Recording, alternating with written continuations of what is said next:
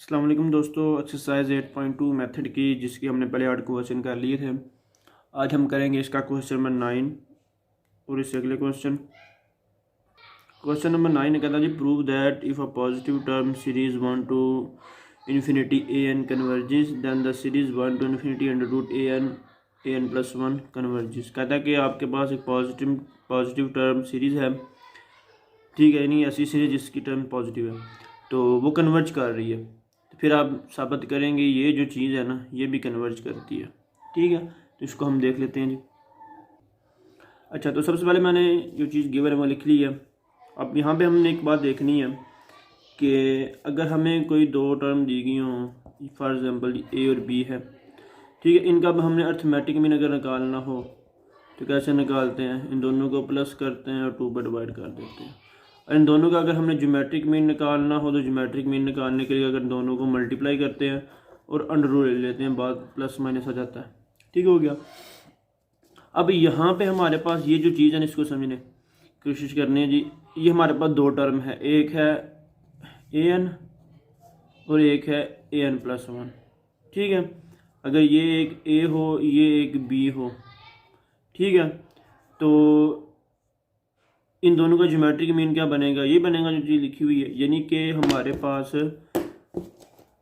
ये जो चीज़ लिखी हुई है ना ये असल में एक ज्योमेट्रिक मीन लिखा हुआ है। किसका मीन ज्योमेट्रिक मीन लिखा हुआ है? ए एन और ए एन प्लस 1 का। ये जिस तरह मैंने ये चीज़ लिखी है ये वाली, ठीक हो गया। अब हमारे पास कोई एक सीरीज़ है, ये फॉर एग्जांपल ये 1 plus 2 plus 3 plus 4 up to so on. अच्छा जी, ये हमारे पास एक सीरीज़ है, ठीक हो गया। अब ये अगर कन्वर्ज करती है, अगर इसमें से मैं ये 1 को कैंसिल कर देता हूँ जी, मैं इसको अगर 2 से स्टार्ट कर लेता हूँ, 2 plus 3 plus 4 up to so on, तो ये भी कन्वर्ज करेगी। यानी कि हमारे पास कोई सीरीज़ हो उसमें से अगर हम एक टर्म को निकाल दें या उसमें एक टर्म हम ऐड कर दें, ठीक है, तो अगर हम उसमें से एक टर्म निकाल दें ये वाली, तो बाकी जो रह जाती है वो हमारे पास वो क्या कर जाती है? वो कन्वर्ज कर जाती है। वही चीज़ अब आपने यहाँ पे समझनी है जी। यहाँ पे हमारे पास आ गया जी, ये दिया गया जी 1 टू इन्फिनिटी ए एन, ठीक है, and 1 to infinity a n plus 1। अब ये ए एन प्लस 1 क्या है? ये ए एन प्लस 1 हमारे पास इससे अगली टर्म है। ये जो हमारे पास सीरीज़ है ना ये शुरू हो रही है 1 से, ये जो सीरीज़ है ये शुरू हो रही है 2 से, ठीक है। तो अगर ये कन्वर्ज करती है तो ये भी कन्वर्ज करेगी, ठीक है। ये चीज़ अभी हमने यहाँ पे देखी है, ठीक है। लिखेंगे if 1 to infinity a n converges then 1 to infinity, उससे अगली टर्म सीरीज जो बनेगी आल्सो कन्वर्जिज, वो भी कन्वर्ज करेगी, ठीक हो गया। ये चीज़ हमारे पास क्लियर होगी। अब हम क्या काम करते हैं? अब हम ए एन और ए एन प्लस 1 इन दोनों का अर्थमेटिक मीन और ज्योमेट्रिक मीन लिख लेते हैं जी। एज वी नो दैट, हमें पता है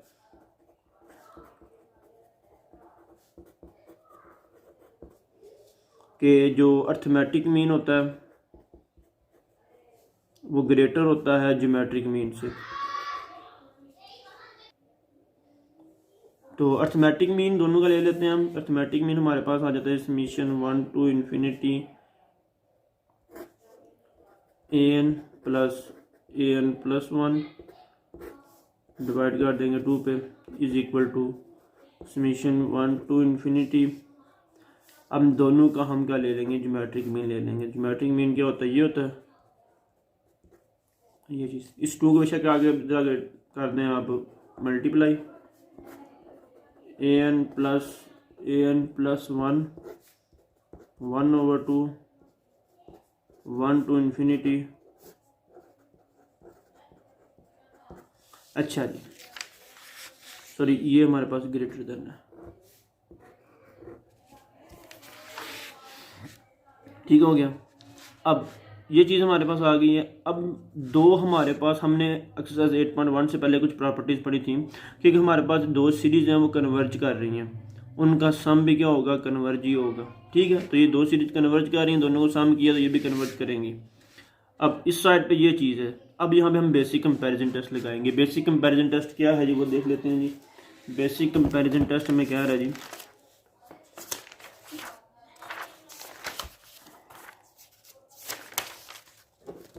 ये क्या है जी, कहता है कि हमारे पास दो सीरीज है पॉजिटिव टर्म वाली, और उनमें a n less than b n वाली कंडीशन है फॉर ईच। अगर कहता है कि उसमें से जो बड़ी टर्म है, बी एन बड़ी है ना, कहता है अगर बड़ी टर्म कन्वर्ज कर रही है तो जो छोटी टर्म होगी वो भी कन्वर्ज करेगी। ठीक है, अगर उसमें से छोटी टर्म डाइवर्ज कर रही है तो बड़ी डाइवर्ज करेगी। ठीक है, इफ़ वाली कंडीशन है। पहले हमने बी एन, इसमें बी क्या है, बी एन बड़ी टर्म है। हमने बेसिक कंपैरिजन टेस्ट में देखना है कि अगर इस तरह की कंडीशन बन रही है तो उसमें देखेंगे जो बड़ी टर्म है वो बड़ी टर्म अगर कन्वर्ज कर रही है तो छोटी भी कन्वर्ज करेगी। ठीक है, तो ये देख लेते हैं जी, इसमें से बड़ी टर्म क्या कर रही है, कन्वर्ज कर रही है, डाइवर्ज कर रही है। इन दोनों में से बड़ी टर्म कौन सी है, ये वाली है। तो ये क्या कर रही है, कन्वर्ज कर रही है। तो बेसिक कंपैरिजन टेस्ट ये कहता है कि अगर बड़ी टर्म कन्वर्ज कर रही है तो इससे जो छोटी टर्म है वो खुद कन्वर्ज कर जाएगी। लिखेंगे so by basic comparison test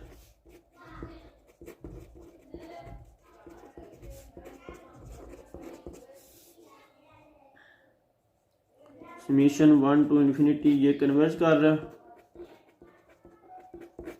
then फिर क्या होगा 1 to infinity a n plus 1 also converges, या भी कन्वर्ज करेगी। तो ये हमारे पास क्वेश्चन था, ये चीज़ हमें चेक करनी थी कि ये सीरीज़ कन्वर्ज करती है या डाइवर्ज। तो ये हमारे पास क्या होगी, कन्वर्ज कर जाएगी। इसके बाद हमारे पास आ जाता है जी क्वेश्चन नंबर 10। तो क्वेश्चन नंबर 10 को देख लेते हैं जी। क्वेश्चन नंबर 10 कहता है जी give an example in which summation 1 to infinity a n and summation 1 to infinity b n both diverge but 1 to infinity a n plus b n converges. कहता है कि एक ऐसी एग्जांपल दें जिसमें आपके पास दो डाइवर्जेंट सीरीज़ हों, उन दो डाइवर्जेंट सीरीज़ को आप सम करें, उनको प्लस करें तो जो आंसर आए वो आपके पास कन्वर्जेंट सीरीज हो। ठीक है, यानी कि हमने सबसे पहले हमने खुद से, उसने एग्जांपल बोला ये खुद से हमने लेट करनी है। हमने दो ऐसी सीरीज़ लेट करनी है जो डाइवर्ज कर रही होंगी। ठीक है, जब डाइवर्ज कर रही होंगी उनका अगर हम सम लेंगे तो वो हमारे पास क्या होना चाहिए, कन्वर्ज होना चाहिए। ये चीज़ हमने क्या करनी है, अब हमने इसमें साबित करनी है। तो सबसे पहले हम लेट कर लेते हैं जी ए एन और बी एन क्वेश्चन नंबर 10 में। और ए एन बी एन हमने वो लेट करना है जी जिसमें हमें पता हो कि ये दोनों क्या करनी है, डाइवर्ज करनी है। तो क्वेश्चन नंबर 10 को लिख लेते हैं जी। लिखेंगे लेट, सोल्यूशन में लिखते हैं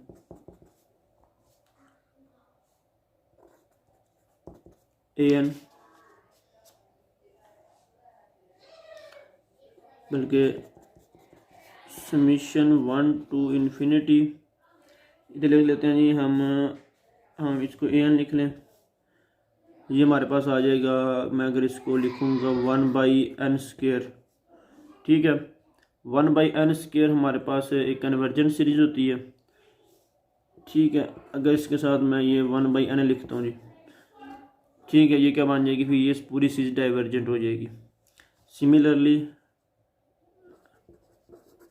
इसी से मिलती जुलती मैं एक और सीरीज़ आगे बना लेता हूँ बी एन। आपने भी इसी तरह अपनी मर्जी से कोई सी दो ऐसी सीरीज़ बना लेनी है। ठीक है, और जब आपने दो सीरीज़ बनानी है तो उसमें ये चीज़ आपने ध्यान में रखनी है कि जब आप ए एन और बी एन बनाएंगे ना, इन दोनों को तकरीबन आपने सेम रखना है, फ़र्क आपने सिर्फ प्लस माइनस का रखना है। उससे क्या होगा, जब देखें हमने चेक करना है इन दोनों का सम कन्वर्ज करता है, ये साबित करना है। तो जब मैं इन दोनों को प्लस करता हूँ तो ये देखें, ये 1/n डाइवर्ज है, ये 1/n डाइवर्ज, दोनों कैंसिल हो जाएंगी। सिर्फ आपके पास क्या बचेगा, 1/n²। तो 1/n² आपके पास क्या होगा, कन्वर्जेंट होगा। इसी तरह जब आपने यहाँ से सिलेक्ट करना है तो आपने क्या काम करना है, यहाँ से जो पहली टर्म आपने लेनी है वो आपने इस तरीके से लेनी है कि वो आपके पास कन्वर्ज करे। और इसमें हमने दूसरी टर्म ऐड करनी है और दूसरे में सब्ट्रैक्ट करनी है, और वो जो ऐड और सब्ट्रैक्ट करनी है टर्म वो हमने डाइवर्जेंट टर्म लेनी है कि उसमें डाइवर्ज करे। ठीक है, तो जब इन दोनों को इकट्ठा करेंगे तो ये सारी डाइवर्ज करती है। ठीक है, ये भी डाइवर्ज करती है। क्यों डाइवर्ज करती है? क्योंकि इसमें एक ये वाले 1/n की वजह से सारी टर्म क्या करती है? डाइवर्ज करती है। इधर भी 1/n की वजह से सारी टर्म डाइवर्ज करती है। जब मैं दोनों को जमा करूंगा तो 1/n और ये 1/n दोनों आपस में क्या हो जाएंगे? कैंसिल हो जाएंगे, यानी डाइवर्जेंट वाली टर्म कैंसिल हो जाएगी। सिर्फ आपके पास 1/n² आ जाएगा। वो क्या करेगी? वो कन्वर्ज करेगी। ठीक है, इसलिए आपने ध्यान से इन दोनों को देखने। तो लिखेंगे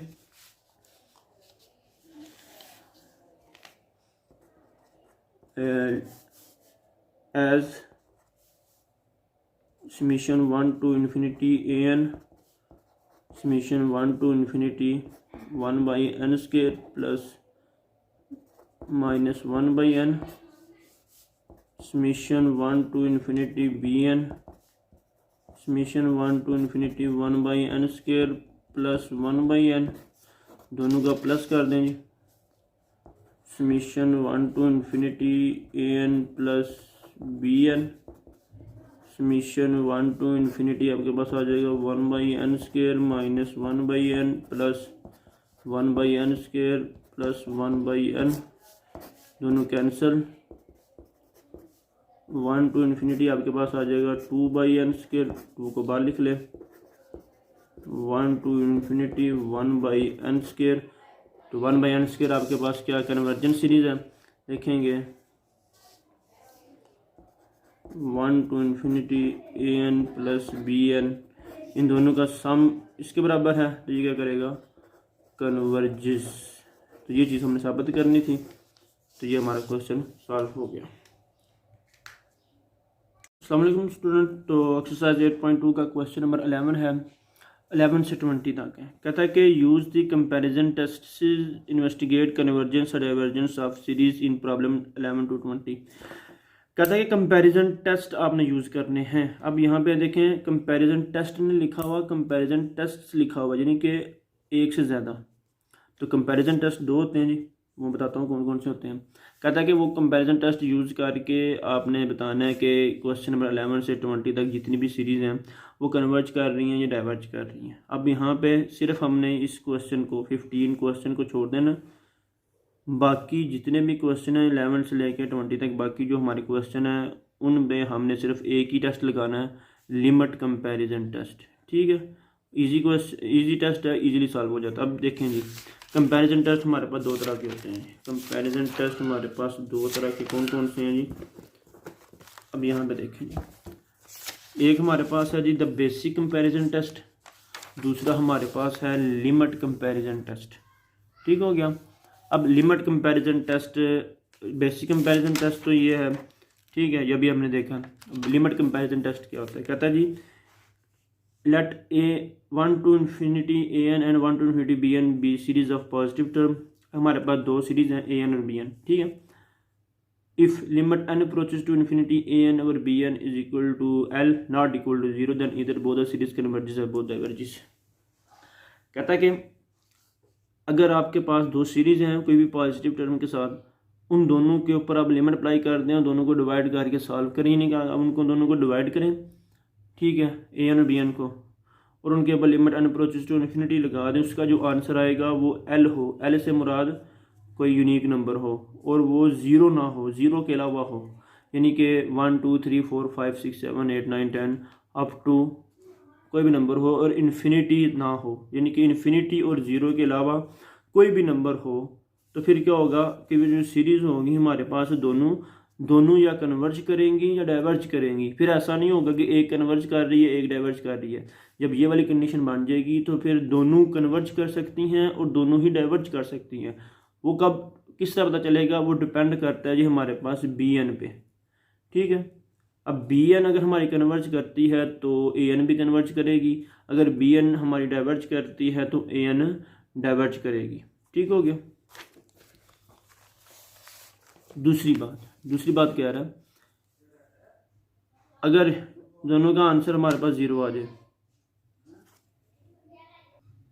अगर दोनों का आंसर हमारे पास 0 आ जाए और उसके साथ कह रहा है कि जो बी एन है वो कन्वर्ज करे, ठीक है, तो फिर ए एन बी कन्वर्ज ही करेगी। अब ये लिखा हुआ इफ़ ए एन और बी एन का आंसर 0 आए और इसके साथ साथ ये ज़रूरी है कि बी एन कन्वर्ज करनी चाहिए। ऐसा नहीं होना चाहिए कि इनका आंसर 0 आ रहा है लेकिन बी एन डाइवर्ज करती है। जब अगर ये इसके अलॉन्ग आ जाएगा तो फिर टेस्ट फेल हो जाएगा। ठीक, ये बात हमें रखनी है कि जब ए एन और बी एन हमारे पास 0 हो आंसर इसका, और उसके साथ हमने देखना है कि बी एन जो है वो कन्वर्ज कर रही है। अब बी एन हमने क्या कैसे पता चलेगा कन्वर्ज कर रही है डाइवर्ज कर रही है, तो ये हम खुद सिलेक्ट करते हैं ए एन को देख कर, तो ये हम ईजिली इसको चेक कर सकते हैं कन्वर्ज है या डाइवर्ज है। ये क्वेश्चन जब हम सॉल्व करेंगे तो आपको ईजिली इसकी समझ आ जाएगी। फिलहाल आप इसके थ्योरम की तरफ देखें तो फिर वो ए एन जो होगी वो भी कन्वर्ज करेगी। उसके बाद तीसरी पार्ट इसका जी, अगर ए एन और बी एन का आंसर लिमिट लगा के देखेंगे तो अगर इन्फिनिटी आ जाए और उसके साथ जो बी एन है वो डाइवर्ज करना चाहिए, अगर बी एन डाइवर्ज करेगा और आंसर उसका इन्फिनिटी आएगा तो बी एन के डाइवर्ज करने की वजह से जो ए एन है वो भी डाइवर्ज करेगा। अगर अपोजिट हो जाता है, यानी कि अगर इसका आंसर 0 आता है लेकिन बी एन जो है वो कन्वर्ज नहीं करता डाइवर्ज करता है, तो फिर ये टेस्ट फेल हो जाएगा। इसके लिए भी ये कंडीशन है, अगर इसका आंसर इन्फिनिटी आता है और ये बी एन डाइवर्ज नहीं करता बल्कि कन्वर्ज कर जाता है, ठीक है, तो ये भी टेस्ट क्या हो जाएगा, फिर फेल हो जाएगा। अगर ये जो दो कंडीशन लिखी हुई हैं अगर ये दोनों सेटिस्फाई करेंगी तब जाके ए एन कन्वर्ज करेगा, अगर ये दोनों सेटिस्फाई करेंगी तब जाके b n a n diverge करेगा। ठीक हो गया, चलें क्वेश्चन में देखते हैं। अच्छा जी, तो ये हमें क्वेश्चन दिया गया था जी। सबसे पहले हम इसका, ये हमारे पास ए एन है, ए एन लिख लेते हैं जी। ए एन है हमारे पास 1 to infinity 1/n⁻² plus n की पावर 3/2। अब बी एन हमने लिखना है जी। अब बी एन कैसे लिखते हैं? बी एन लिखने के लिए हमने क्या काम करना होता है, बटे के ऊपर देखते हैं जी n की पावर क्या है। बटे के ऊपर n की पावर क्या है? n की पावर कोई नहीं है, तो बटे के ऊपर n की पावर कितनी है? 0। बटे के नीचे n की पावर क्या है? बटे के नीचे n की पावर 3/2 भी है, n की पावर 1/2 भी है। इन दोनों में से जो बड़ी पावर होगी वो कौन सी है? 3/2 है, वो हमने इधर लिख लेनी है। ठीक हो गया। अब ए एन से हमने बी एन बनाना हो तो किस तरह बनाते हैं? ऊपर n की सबसे बड़ी पावर लेंगे, नीचे अगर n की पावर एक ही है यानी कि दो पावरें नहीं है, एक पावर है फिर तो वही आएगा। अगर दो पावरें उन दोनों में से देखने जो बड़ी है वो नीचे लिख लेनी है। ठीक हो गया। बटे के ऊपर n की सबसे बड़ी पावर, n तो है ही नहीं, ठीक है, n की पावर ऊपर क्या होगी? फिर 0 होगी। नीचे n की पावर 2 आ रही है, दोनों में से बड़ी पावर कौन सी है? जो बड़ी पावर है वो हमने नीचे लिख लिया। इस तरह हमारा ये बी एन बन गया। इसको मज़ीद सिंप्लीफाई करते हैं, ऊपर आ जाएगा 1, नीचे आ जाएगा n की पावर 3/2। तो ये बी एन हमारे पास आ जाएगा समीशन 1 to इन्फिनिटी 1/n की पावर 3/2। ठीक हो गया। अब लिखेंगे using comparison test, limit comparison test. वो हमें क्या रहा है जी? Limit n approaches to infinity a n over b n. Limit n approaches to infinity a n क्या है? ए एन है जी 1/n की पावर 1/2 प्लस n की पावर 3/2 ओवर बी एन क्या है? बी एन है जी 1/n की पावर 3/2। ठीक है। Limit n approaches to infinity, ये ऊपर चला जाएगा, ये हमारे पास आ जाएगा n की पावर 3/2, इधर आ जाएगा n की पावर 1/2 प्लस n की पावर 3/2। अब ऊपर वाला कैंसिल करने के लिए नीचे से n की पावर 3/2 को हम क्या काम करते हैं? कॉमन करते हैं। n की पावर 3/2, n की पावर 3/2 जब हम कॉमन करेंगे जिधर आ जाएगा n, इधर आ जाएगा 1, बल्कि इधर आ जाएगा 1/n, 1/n plus 1 cancel. Limit लगा दें जी 1/1/इन्फिनिटी प्लस 1 1/0 प्लस 1, इसका आंसर आ जाएगा 1। Limit n approaches to infinity a n over b n का आंसर क्या आया? 1, यानी कि 0 नहीं आया। ठीक है। इधर आ जाए जी इसके टेस्ट की तरफ।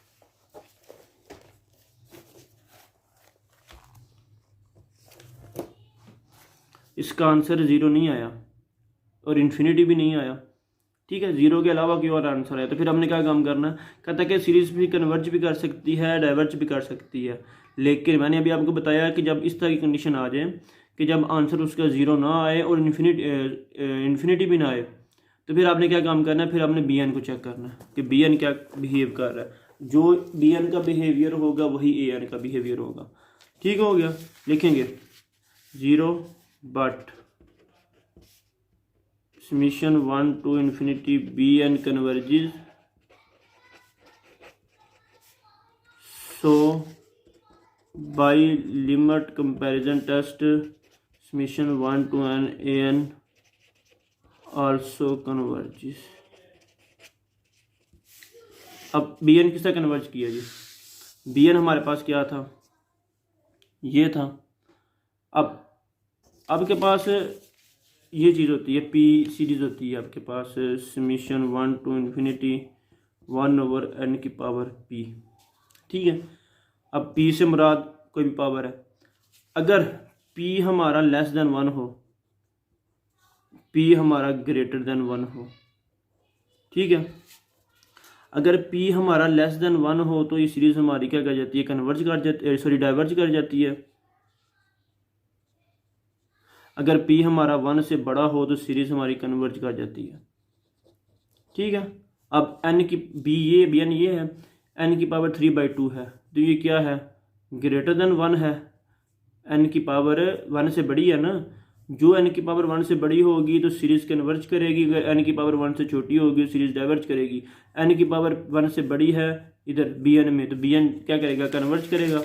तो मैंने आपको बताया कि जो bn कन्वर्ज करता है तो साथ an भी कन्वर्ज करेगा। तो ये हमारे पास क्वेश्चन नंबर 11 था। इसी तरह आपने क्या काम करना, दोबारा देख लेंगे। आपको an दिया गया होगा, उस an से आपने bn बनाना है। bn बनाने के लिए आपने क्या काम करना है, बटे के ऊपर जो रकम लिखी हुई है उसमें से n की सबसे बड़ी पावर लेंगे, नीचे n की सबसे बड़ी पावर लेंगे, तो आपका bn बन जाएगा।